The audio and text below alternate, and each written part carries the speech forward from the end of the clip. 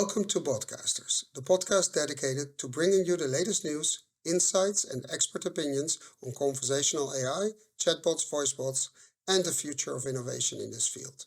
We are proud to announce that we are working together with the European Chatbot Conference in Edinburgh, and we will be interviewing interesting speakers.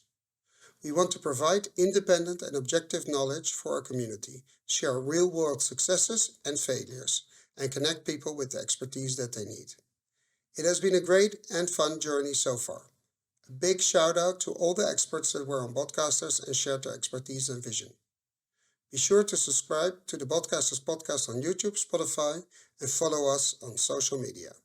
Hope to talk to you at the European Chatbot Conference in Edinburgh. See you soon. Welcome, Kulvinder, at Botcasters.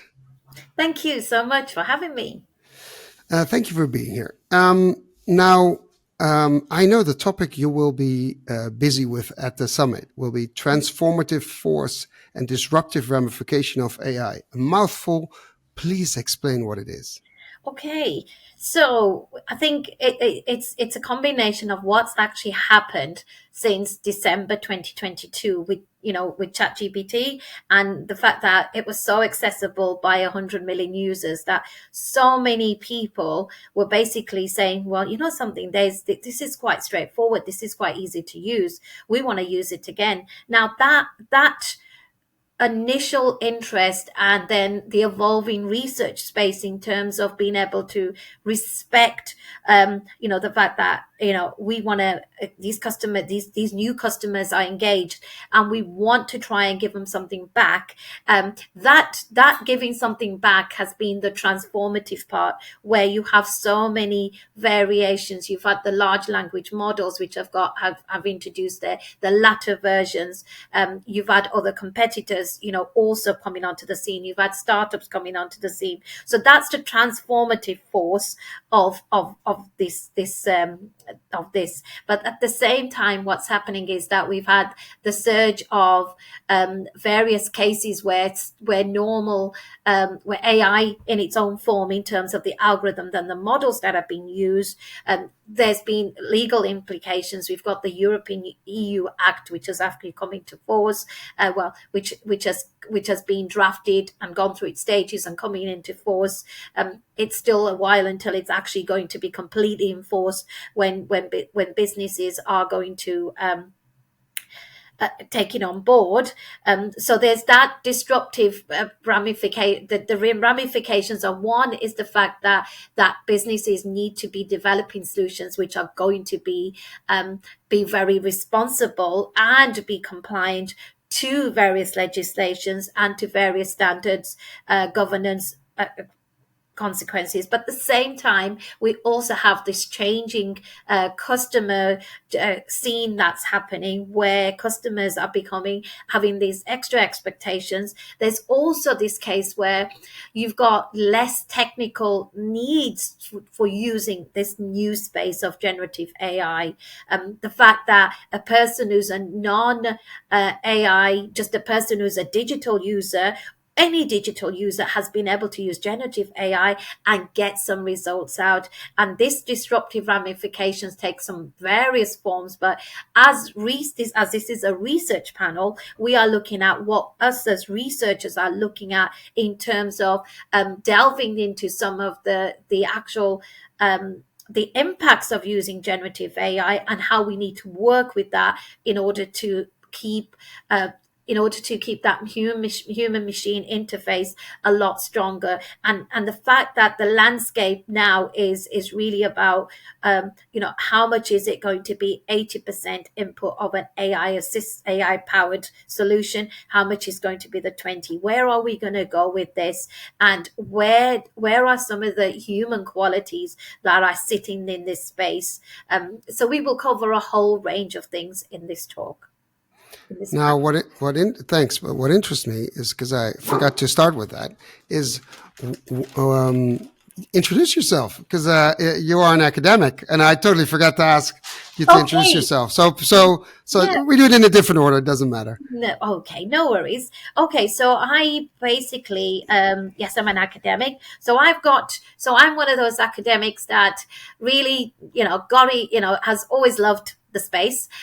So I actually started my interest in conversational AI way back in 2010. So I had a course which had 4 pathways, and I ended up getting a lot of questions from a lot of prospective students about, what will I get out of this course, out of these pathways in terms of the job situation. And I wanted something that where I could actually have something that was quite automated in a website, where they could come on to a website and ask me questions. Little did I know that that was live chat at that time. So I was inspired by that. So I did a PhD, but a part-time one where I created a conversational AI agent where I could have this two-way conversation. So as an academic, I've got myself into the conversational AI space just because it was a marketing need that I had, that I couldn't find anybody to fulfill that need for me. So that's where I've actually got into conversational AI, and then I've gone into so I've always been a database systems person, teaching advanced database systems and business intelligence. So AI was my next stage of, okay, what else can I solve? What other problems can I solve in terms of predictions using AI? So I've actually evolved into that space, being self-taught, and literally keeping ahead of the technology at the same time. So NLP and NLP, and sort of becoming an NLP data scientist, keeping up to date with everything. But my core interest is making sure that we actually understand what's been said and the meaning, and being able to represent the meaning. And that's one of my core interests that I have. So even though the generative AI space, and we have all these outputs that are generated from very, very, very simple variations, it's that meaning that I'm still looking for when it comes to these models, and that aspect of explainability, interpretability, transparency. All of those areas are something that I'm very, very interested in. So that's really the NLP scene to some extent. And then my research area is subsequently, all of that is so important for AI for good. So that is why I'm really interested in from some personal experiences, looking at the early detection of sort of cognitive decline, and that can happen as a result of various medication, lifestyle, etc., etc. But however, just being able to set up a trigger point that there's something that's not quite right. Let's do this pre-screening, and this is on par with a whole set of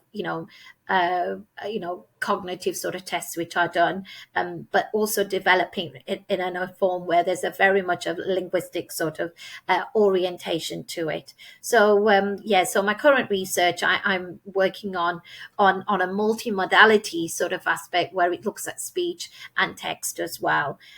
But so that's me at the moment, and I've just recently published 3 years of work with my colleague Maria from UNED. So she's a neuro-linguistic academic. So we both sort of been able to work together as a computer scientist, computational linguist, and a neurolinguist, and the two of us together being able to move forward with our paper, and then building it up into a development product. Wow, that is an impressive line of work. Now, you said AI for good. Yes. That implies that there's also AI for bad. Well, you're obviously very much so. So you've got AI where we've got the generative adversarial networks, the GANs, which have been, obviously that's where your deep fakes have been introduced. But now what we've got, the likes of we've got generative, obviously images now, which are taking it to a next level, where the models have become a lot more sophisticated, and and we've seen that, with the scenes of the German with Barack Obama, with the German president Merkel's, I can't remember her first name. So there's a scene that with them on Angela. Yeah, so we have a scene on the beach with them together. That's a complete deep fake. That was 3 years. That was about 2.5 years ago. But then there's a lot more that's been going on in that space. So yes, the fact that people can create beautiful content from so much previous content is amazing for them. But it's where there's a loss of creativity there on the part of a human there. It's just AI creating more AI powered solutions. So the deep fakes are the one, and obviously the bias in the sense as well is massive in terms of the bias, in terms of the data, in terms of even various forms of bias, in terms of researcher bias, model bias, algorithmic bias. So that AI for bad sort of can come into various forms. And that's why we need to make things more explainable, more interpretable, more transparent, so we can actually be able to refine those models. At the same time, we want to make sure that they've done in a responsible way. So is this model usage fair? Yeah. Is it fair at that point? Excuse me. So I think it's these key examples that have really are here to stay now, especially the deep fakes, and they come into all sorts of different forms. And in terms of misinformation and hallucinations, in terms of not being able to give, you know, the right output based upon those prompts that have been given. So there is that realm, and it's your data. It's as good as the data, as always has been said. Garbage in and garbage out.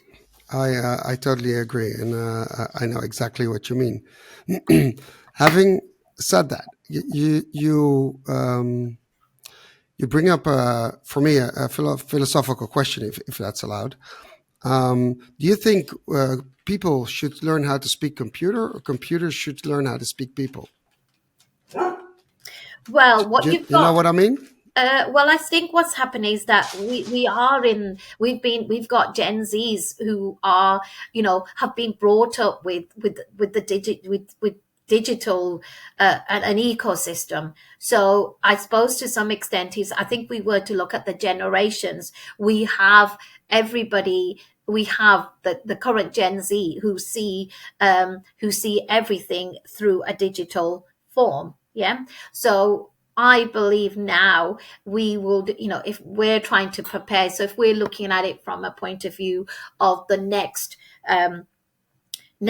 our future employees, right? They will be particularly digital averse, yeah. And as you will, and over time, we will also see this space of requiring people to retrain and upskill um, in order to be ready for this new space that we have. So I just had just to highlight, so I just went to an event last week. I met one of my old students who's a part of a team, and one of the things that they were saying was that we've got some marketers, yeah, and they're worried about our jobs. They're worried about their jobs, and there's a lot of talk about marketing really being hit. Yeah, will AI eat our jobs? Eat our jobs. So that's been their main concern. And one of the things that I suggested to him was, look at your current job role, look at what some activities you have done using generative AI as one example, or other AI tools, and look at that productivity rate, and then look at your strategic your strategic sort of plan, what your roadmap is, and how can you, number one, how can you retain those people, with what's the caliber of reskilling and upskilling that you need in order to retain them, because you've got that ethical debate of laying off workers, yeah, of because of the technology. So you have that side. So what I asked him to work, to be really clear that it needs to come from a management perspective, in terms of what the plans are, what capabilities are they going to look at next in terms of using AI powered solutions, and what's going to be impact on the workforce, and how augmentation will that require, and what training will that augmentation, what training, and who's going to be able to provide that in order to sustain that workforce without laying off people, and still having those humans in the loop. I I do believe humans will be in the loop everywhere.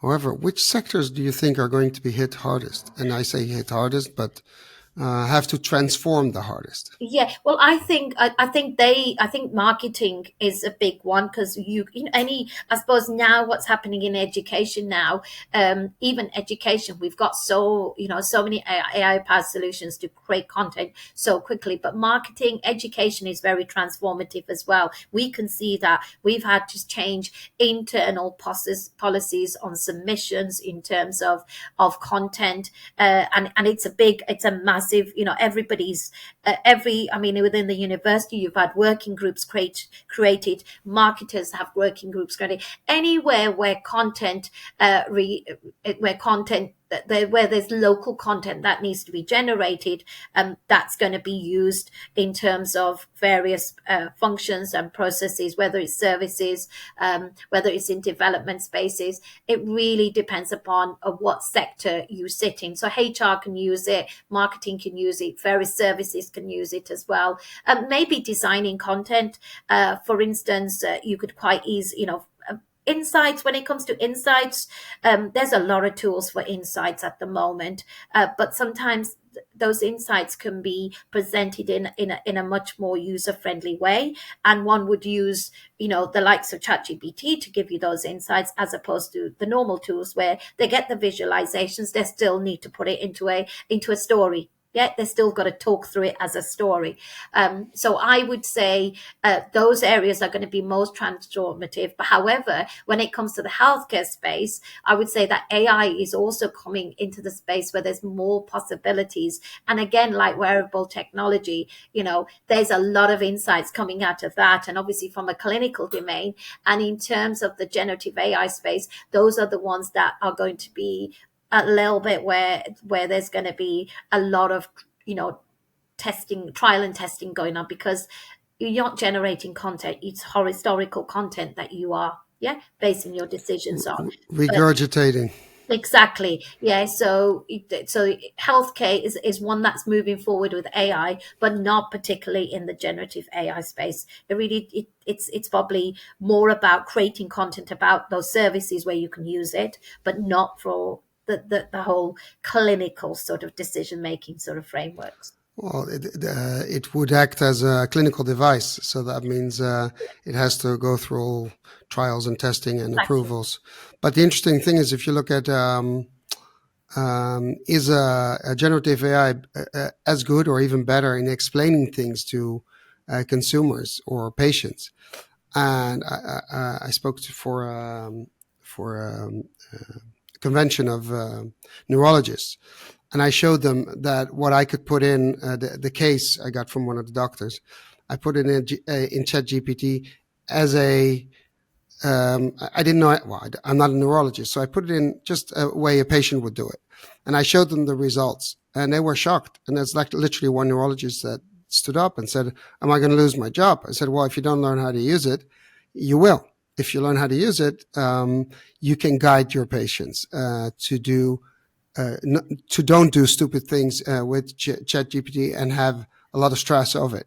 You need to be in control, and right now you're not.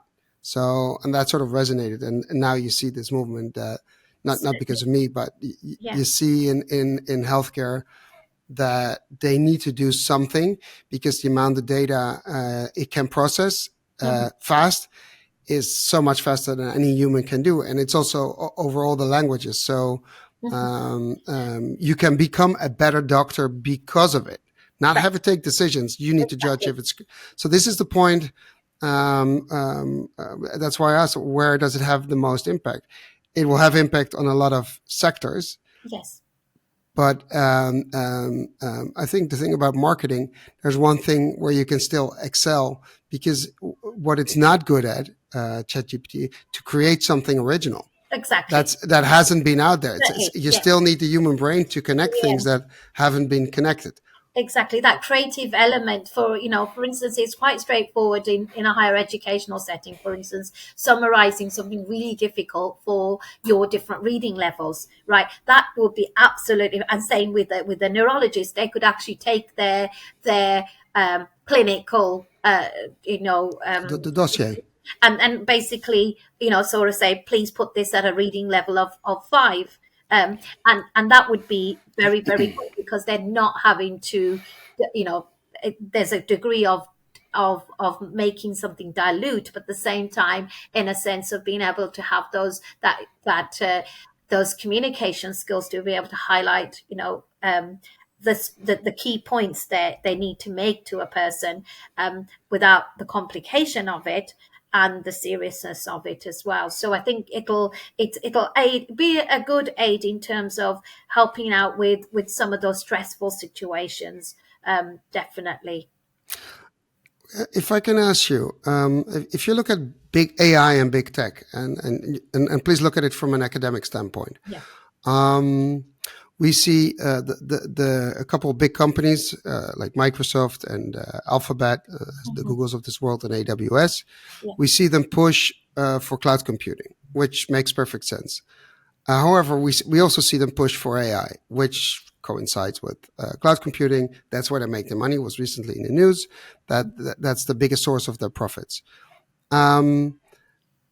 What I see happening is, or what I see is an inherent risk that if as a large company or a customer of one of these companies, you use cloud computing, you use their AI, it's in every corner of your company. And as you said, you start laying off people, then your processes are literally run by AI, or partly run by AI. Your customer service is partly run by AI. And then they start raising the prices because the price of chips has gone up, or electricity prices have gone up, staff, etc., etc. So what I see is that as a company, you have no control over your business model anymore, the cost drivers. And if you lay off people and technology is your largest cost driver, Yeah. in my opinion, you need to have some control over it. Certainly. What is your view on this? And maybe I'm delusional. Could be. Okay, I think it's a fair point, but I think it depends upon where you are at the moment. So if you are a research and development company, yeah, right, now it makes sense to use them for a short, for the experience of deploying something, yeah, and being able to go through the process of having a product which is successful. So start something small, I would say, using your cloud business sort of subscriptions. Yeah. But then if this is as a research and development company, so for them, they want to be able to, be basically sever their ties from cloud computing in a way to be able to build their own in-house sort of solutions, yeah, which will be able to run based upon their, I mean, you've got your cloud computing, but you do also have your private clouds, which also can help in terms of protecting your legacy systems as well. So I think it depends upon where you are at the moment. So if you're very in that techie space, I think it's the best decision would be use it, be familiar with it, have it like as a very much to some extent a customer facing function where you use it. The rest is done in-house with non-cloud sort of computing sort of frameworks. Now that's the research and development. Now other companies which are not in that space, they may find that the likes of your SaaS, for instance, your analytics companies, there's a host of them, CRM systems, which are all based in that sort of cloud space. So it's a case of using the most critical part of the function in the cloud, which will be able to connect to your customers better and be able to provide them value and be able to support the value chain that you are part of, to enable that. So I think it depends upon, and again, it's to do with your capabilities. Yeah. So if your capabilities are not in-house development, yes, you have to source externally. Now, in terms of the market share, now your likes of your processor companies like NVIDIA and AMD, for instance, they are building their own sort of AI powered solutions that companies can tap into. So you've got some of these companies that become very successful in the hardware technology, moving to the software space, where there's another opportunity to not be in that, to take up that sort of, that cloud computing sort of solution. Now, ideally, to some extent, cloud computing is here to stay. To some extent, it's how you want to balance those functions, and how are they going to be integrated. Now, if integration is better from a cloud perspective, for your company, and it's giving your customers that, those results when it comes to peak times in, like Christmas periods, that may be the best model for those companies, right? And for the employers, in terms of, how they work with that data, and obviously how it fulfills the needs of the organization, it will really be dependent upon what the strategic vision is. So I think it depends upon what sector that you are in. Now, from an academic point of view, what we will, so for instance, working on trying to create solutions, say a healthcare solution, one of the big problems with that is obviously data. Now, making sure that the data is is on the edge, yeah, and then using your federated learning processes. There's actually scope for this, the data problem, yeah, also being explored from a cloud computing space, which it's all about the trade-offs. So if we can have our data at the edge, and it's much more secure, and it's going to meet the needs of the service we're providing, then that's the trade-off that you will make. So there's no clear-cut answer to it. So there's a lot of now. So obviously there's a big surge of, your data engineers, your machine learning engineers, your data scientists, etc.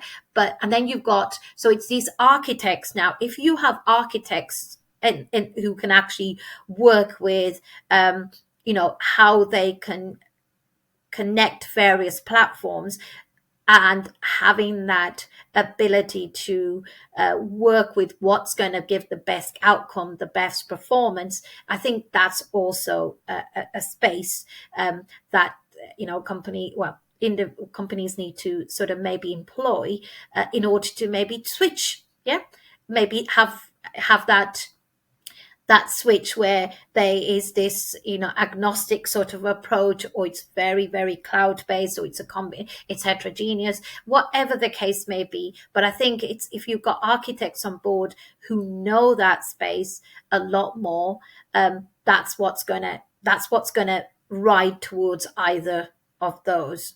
But yes, the prices will go up, but however, but then the subscriptions to some of these services that I use, like OpenAI services, they will also start working with that to reduce that at various points. So there will be a very much a pricing game going on. If I summarize this, is the conclusion that if you're in the boardroom, you need to make this a conscious decision, not just go with the flow. And Exactly. you need to walk down the path, understand the inherent risks, and go back to the decision. Okay, we need to be flexible, or make sure that up to here and beyond that, we need our own servers or our own cloud space, something like that. At least it's a strategic, conscious decisions. Whatever the outcome, we don't know, because it depends. Yeah. Thank you. I was looking for that, because it's a difficult topic, and a lot of people are looking away. And I think it is a serious issue, that needs to be addressed in the boardroom, and it needs to be a conscious decision. So thank you for that. I got one last question, then we round up. What is the takeaway, or the message to people that are thinking of coming to the summit, or already have bought a ticket? What are they going to learn from you, or from your session? Okay, so from our session, we want to know what this force is. Yeah, what is this transformative force? And what we want to, so I think we've based it, we've based it purely on, on our A team. Yeah, so we have everybody starting with A, and because of the way that we have a policy maker on board, we have a machine learning engineer. We also have somebody who's very much into the AI and the virtual reality space, and then we also have somebody who's very much into information systems and human machine interface as well. So what we did was we sort of steered our thought processes into each of everybody else's their excellence really. So what we are trying to sort of so in summary, I think we want to make sure that people need to realize that this new space of generative AI, large language models, where we are, is this just evolutionary or is it revolutionary? Or, how powerful is it? Are they, how much of a game changer is it? And that's something that, as a takeaway, I think people are going to start to realize. You know, when we were talking about a couple of minutes ago about the big tech companies and cloud computing, what's the price going to be paid, so to speak, for using these new technologies now in this area? And then we do look at the job situation as well. Now, who else needs to be engaged? Obviously, what sort of impacts that will be. And then from our perspective as researchers, what we are really trying to do is also sort of say, well, how do we take something from a research sort of zone into a sort of an applied sort of transformative way that individuals can start to sort of use. So we do want to also address that, because I think sometimes in the research space where we are sometimes not, not seen as serious until it's in the commercial domain.